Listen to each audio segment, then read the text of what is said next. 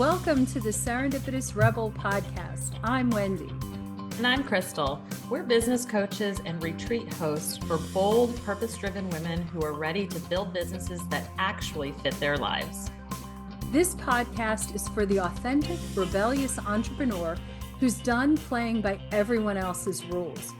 We know what works because we've lived it, coached it, and savored the journey. Join us for real talk on business, life, and everything in between.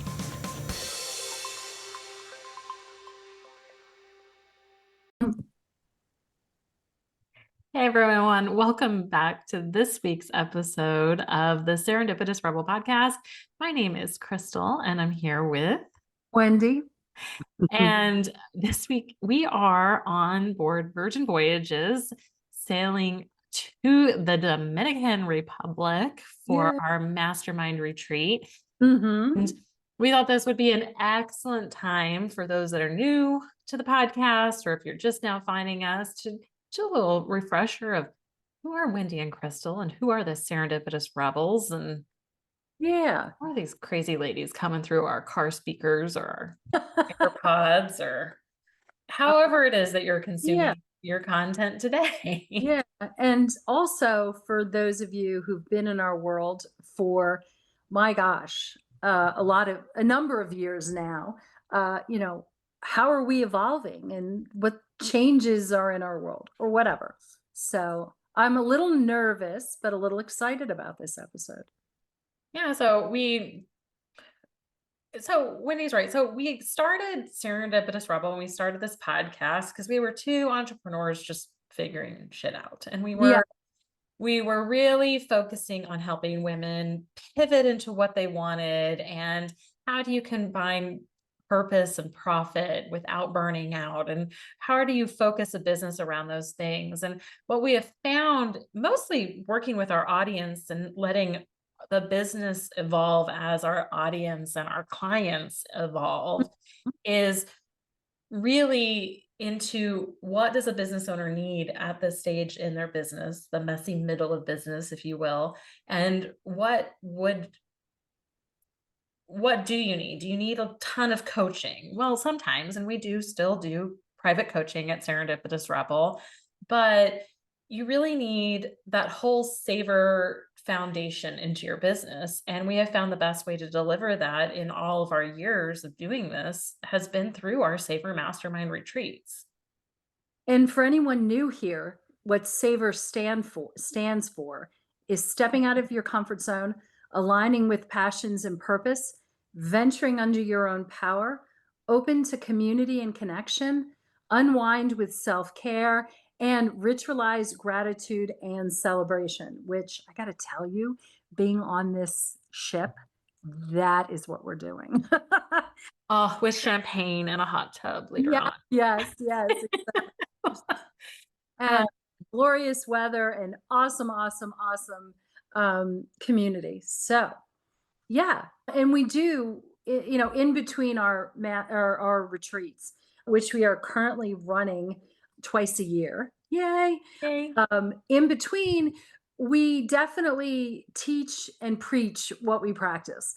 And we live what we talk about, which I think is really awesome in this kind of world where authenticity is not always applauded.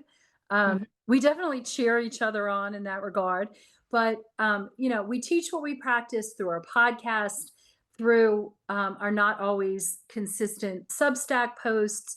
We also do challenges. We have one coming up in November, and also workshops, and also some one-on-one coaching.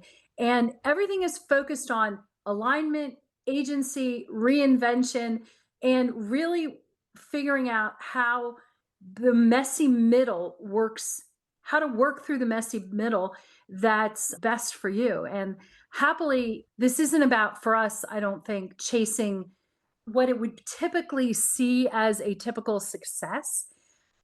This is about savoring life and setting and creating joy and actually chasing whatever it is that our hearts want to chase. So Yeah, it's Yeah. really about finding the joy and structure, but doing it your way. And Yeah. again, that's the name, Serendipitous Rebel, right? Yeah. It's a little bit of structure and a little bit of spontaneity. It's a little bit of strategy and it's a little bit of intuition. Okay. Yeah. And Yes. it's it's really letting go of the idea of the hustle culture of Hmm. business that has been so prevalent for the last decade and really building a business very intentionally. And that's what we do. And that's what we're helping the women on board with us this week do. And that's what we really aim to do with this podcast. So we we really kind of created something kind of fun in a get to know you kind of way where I told Wendy to come up with 5 questions that she can ask me. And I came up with 5 questions to ask her to give the audience an insight a little bit more into who we are, um, what we do beyond just the boring of giving you a rattle off of our bio because that's not fun. Neither of us knows the questions the other one is going to ask. And they could have ranged from super duper serious in the professional scape to super fun. I don't know what Wendy chose for me. I have a combination of both. Of both. So do I. Um, so I think I get to start. Do I get to start? Did you want to start? Oh, you can do this. I'm the one that's nervous because I'm the one that the I'm the rebellious one that likes to be able to prep. That's really true. Yeah, she goes, so I don't get to know the questions ahead of time. I said, no, because I think your first line answer is usually the most fun. Spot So, on. all Yes. right. So with that, let's jump in. Okay. All right, Wendy, the audience wants to know Okay. how many flippin' certifications do you actually have? Oh Lord. This you start off by putting me totally on the spot. So for business coaching, 2, and then I also have, like, I would say smaller kind of niche coaching that would be for telling your story, for positive psychology, for, oh my gosh, I'm missing a big one. Oh, like purpose. So I think I have 3. Dare to lead, dare to lead. Oh, I'm sorry. I am Dare to Lead trained. Mhm. Yes, Dare to Lead trained. Plus, I've also, in the positive psychology realm, I have gotten, they're not actually called certifications, but you get certificates. Like continuing education, Continuing education. CEs. Yeah. Um, so in the continuing education realm, let's see, in positive psychology, I have values and strengths. I have resilience. There's one about tumultuous times. So I have 3 that I've completed, and then I'm working on the last 2. So yeah, I'm like this massive nerd that loves learning and cannot learn enough. So, and I will be adding, actually, I'm really fascinated by the Japanese ikigai, which is your purpose in life. Oh, I've also completed coursework through the University of Michigan in life's purpose. And that actually was really earth-shakingly revolutionary for me Yeah. and helped me set my path. So anyway, that's kind of it. Just that's all. That's all. Uh, okay, so out of all of those coaching programs and certifications that you have done, which meant the most to you and why? So I think that the initial coursework at the workshop at the University of Michigan was on life's purpose. And I think that and I took it during the beginning of the pandemic, Mhm. and where life was absolutely tumultuous. I mean, as a travel advisor, that was dead. I had also had actual, like, meetings for conferences and workshops clients, and I spent my time doing was canceling things. And I never felt so low in my life than having to unpackage that which I packaged. And I saw this course And I was like, I have to take this. I just have to. Something drew me to this course. And the professor at the University of Michigan who developed this course actually did it so after losing his 20-year-old daughter to cancer. Mhm. And it just puts things in such a different perspective.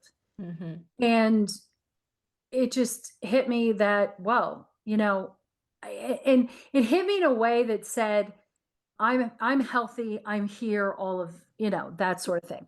And what he did in this course was he took and we've used this is you develop be goals, who do you want to be? And then Yeah. you develop your do goals, how are you going to do it? And then your action goals, which break it down. Mm. And at the time, I was also had been diagnosed with actually stage 2 diabetes.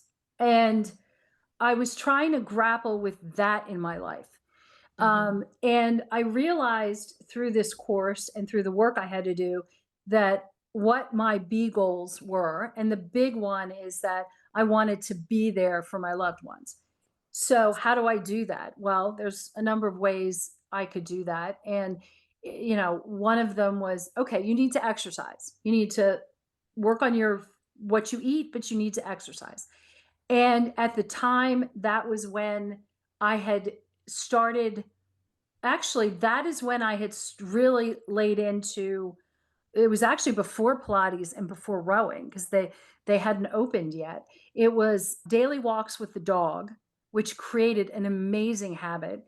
And then it was a shit ton of kayaking. I Yeah. could not get on the water as enough. And I was able to do that. So that's a very long way of answering the question for that. That was perfect. It's But perfect. yeah, that was just such an important component of helping me figure out what I wanted. And from there, it was really instrumental in developing how I coach. So the bottom line is that we've had like tremendous amount of experience. And of course, you've heard us talk in this podcast about be goals, do goals, all of that good stuff. So Mhm. obviously it frames a lot of what we do here. All right. If you could master one skill with no effort required, what would it be? If I could master one skill, oh, that's an interesting question. I would say organization. I'm not kidding. I'm rebellious. And when I start trying to figure out ways of being organized, I rebel against them. So that's something I wish that I could be more of. I work on it, and I think I have to work on it like every freaking day. Mm-hmm. And I vacillate as to what works, but yeah, organization. Ooh, ooh. Ugh. I get it. Yeah. All right. You're walking on the stage to give your big keynote speech. What is your walk-on song? Oh, ooh, that's Like your pump song my pump song. or your theme song. I guess it doesn't have to be that pump. I mean, I No, I get that. love what is it? Unstoppable by Sia. Oh, great song. Yeah. I Great song. and it's funny though because you probably hear that a lot on our social media posts. Yeah. When it comes to like, ooh, what's that one song? I just somehow gravitate to that. It's Oh, I love it. yeah, yeah. Mhm. All right. Last question. Oh, What would one thing that our audience would be surprised to learn about you? um, probably that I'm going to be 60 years old soon. Yeah, Yeah, yeah. I forget. I I'm an older mom. I was an old mom. So yeah, in December. Yeah. Bum, bum, bum. I know it's like scary a little bit. It's gonna be A little exciting. bit scary, a little bit exciting. It's gonna be fun. Yeah, well, we'll see. Actually, I joked around because I was like, Do I want a birthday party? Well, I don't know that this is horrible to say. And I feel a little like Brene Brown, who said she could do like a huge audience, but she doesn't do cocktail parties. So when I say this, it's along those lines. But I'm like, do I know enough people to have like a big old birthday party? And then I said I wanted to have, just people sit around a table and throw, Mhm. I don't know, throw compliments at me. So we'll see. Anyway. I love everything about that. Yes. Okay. So does this mean it's my turn? Yeah. Okay.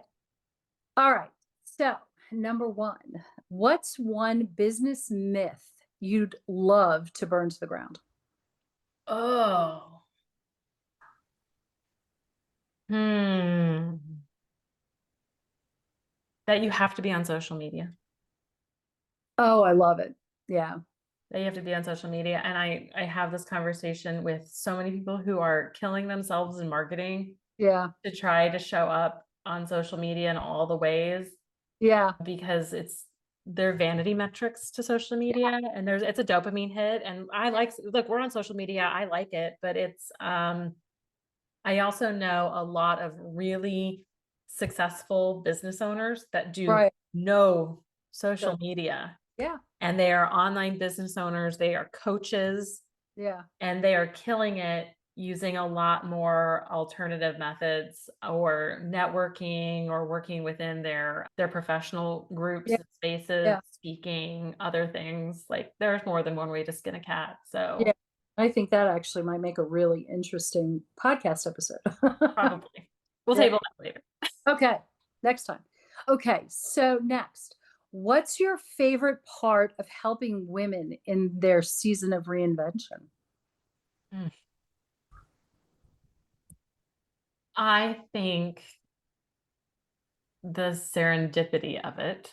Oh, By that, I mean, before we were Serendipitous Rebel, okay, you mhm, were a rebel on the go, and my business was Serendipitous Traveler. And so a lot, you said you're a little rebellion against the organization or other things. There is a little bit of me that's always kind of trying to look for the joy yes, of things. And that's something I've always wanted to bring into every business iteration that we've done together. And I think that when you see that moment of relief in women, especially on our retreats, okay? yeah, I think that there is something so magical. Like coaching is great, and we have coached amazing women, and we have worked, and I've definitely seen them experience this in coaching. mhm, But the problem when you are experiencing it in a coaching relationship is that they are in their silo and you're in your silo, and they accomplish the thing and they figure out the thing, but they literally just check the box and run to the next thing. They don't take a minute to savor it or enjoy it. yes, And but when they're on their retreat, when they're removed from that environment, and when they are in the element like we are this week, and they get to let their hair down, as you will, there is mhm, a different kind of joy, and yeah, there's laughter, like actual like glee in moments, whether it's watching a fun variety show and you're just laughing your head off, or the inside jokes that come up from anytime a yes, bunch of girls get together and we're doing our little trips. There's always a thing and a theme of all of our trips, but there's always that moment of like release or mhm, joy that has happened in every single one of our trips. And it's not even joy in the sense of like this ephemeral happiness, right? Usually it ends in tears, to be honest, but there is yeah, something about like overcoming this very hard hurdle in that they have been having a mental block about, whether it's cutting off a business relationship or climbing a volcano, whatever it is like there's this emotional release that really encapsulates joy to me, because joy is not happiness, joy is joy. And that's like my favorite moment, honestly. oh, I love that, absolutely love that. And you are a very joyful person, which definitely comes out in the work that you do, which is also helpful because it's authentically living you're living your brand. I Okay. live my best life. Yeah. So the next question is coffee or cocktails, and what's your go-to order? What time is it? Yeah, Well, okay, so everybody knows I cannot start my day without coffee. right. All right. Is This is there a particular kind of coffee? I just like a drip brew coffee at home Okay. only. No sugar in my coffee. I like a latte, but usually it's just again just a straight latte. I mean, I'm sitting here with my coffee cup right in front of us. It's almost 2 in the afternoon. I sip it all day long. Um, it and then I love a good cocktail at the end of the day and a good gin cocktail, Mm, a gin and tonic. mm. Makes me quite happy. Well, that's doable.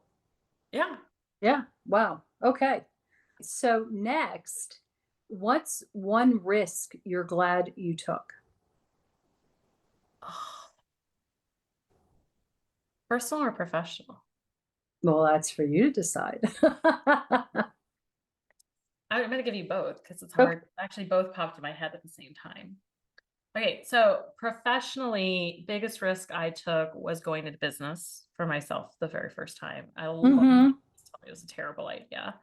And through that, I got to meet you and then closed that business, which was really risky to me at the time. Yes. And actually, I had hired Wendy. Wendy was my coach through that transition. And it was really realizing that there was a lot of misalignment going on with that Right. business iteration.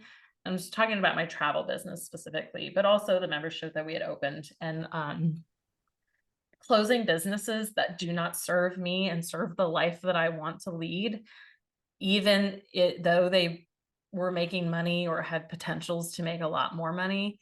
Mhm. There was that. Mhm. Okay, so that's professional. Did you have a personal one? Oh, so my personal one was having a second kid. And, uh, It yeah. Well, so, like, because it was really scary. So, my oldest, for those listening for the first time, or maybe I've not shared a ton on this podcast, has special needs. She was born with a brain deformity. We were told 1 in 4 chance of it happening again. And I was actually listening to I wanted 4 kids, by the way. I don't know why. Hmm. I wanted a lot of kids. When I made this Actually, I wanted no kids, and then when we made the decision that we were gonna have kids, all of a sudden I wanted 4. I don't know whether my head was at. But there's a 5-year age gap between my 2 kids because upon Sydney being born and all of her health issues, and it was a lot at the time, I thought, "I can't do this again." And I was listening to a podcast. It was actually a Tony Robbins podcast, which, we have, like, a lot of mixed feelings about Tony Robbins around here, which I won't get into on this particular podcast. But he asked the question, "What would you do if you weren't afraid?" And Mm. immediately it popped in my head that I would have more kids. And I went home and told Brandon that, and we talked a lot of it out, and I was Yeah, living in Germany at the time, and I had the most amazing OB in Germany who was like, walked me through sure. the things. Yeah. And then I had Lorelai. Yay. So that was it. That's Yeah. it. Okay. If you could describe this season of your life in one word, what would it be? Oh, could be an acronym. Gosh dang it. Sure. One word. I mean, the acronym that came into mind was FAFO. Oh, nice. Well, say more. Which stands for those that are not sure. This is the explicit podcast, by the way. It's fuck around and find out. Yeah. I turned 40 this year, and I think a lot of the last several years have been leaning more into this, but like really hit the gas on it this year of like, well, let's figure that. Let's see what happens. Um,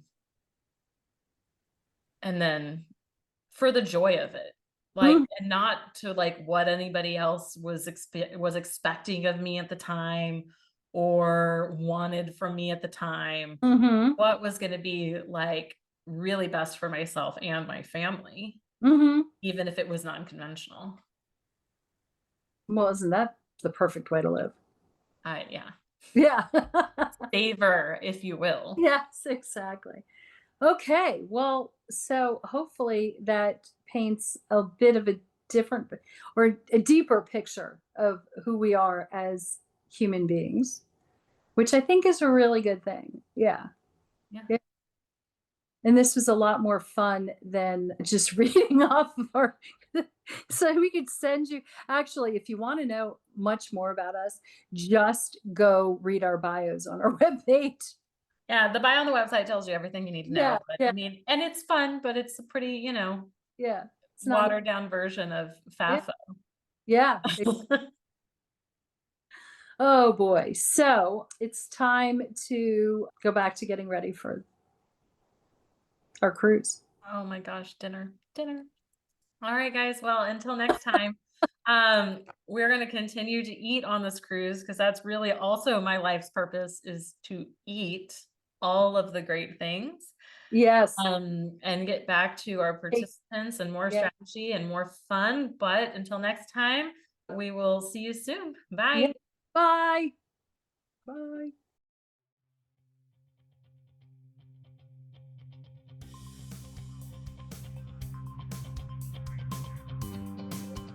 Thanks for listening. Be sure to subscribe and leave us a rating.